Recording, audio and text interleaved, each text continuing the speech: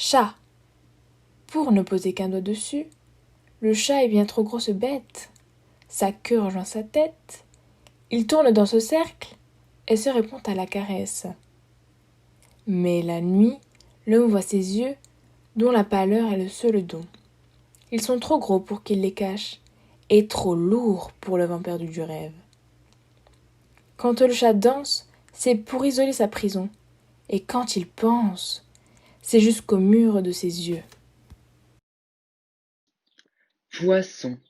Les poissons, les nageurs, les bateaux transforment l'eau. L'eau est douce et ne bouge que pour ceux qui la touchent.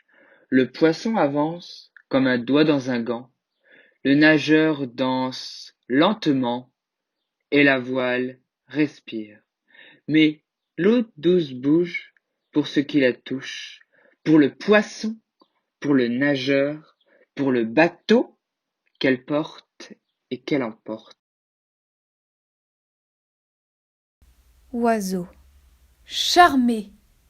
Oh, pauvre fille. Les oiseaux mettent en désordre le soleil aveuglant du toit.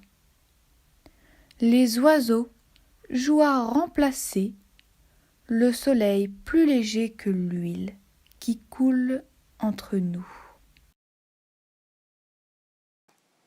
L'homme voudrait être sorti d'un fouillis d'ailes. Très haut, le vent coule en criant, le long d'une aile. Mais la mer n'était pas là quand le nid s'envola. Mais le ciel battait de l'aile quand le nid s'envola. Et, désespoir du sol, l'homme est couché dans ses paroles, au long des branches mortes, dans des coquilles d'œufs.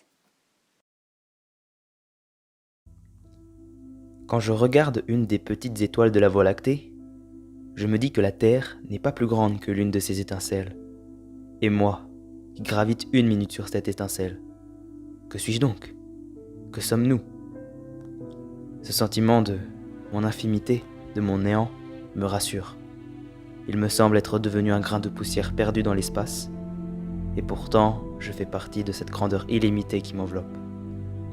Je n'ai jamais compris que cela fût désespérant, car il se pourrait bien qu'il n'y ait rien du tout derrière le rideau noir.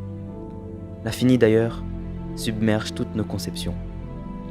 Et du moment qu'il l'est, pourquoi y aurait-il un but à une chose aussi relative que nous ?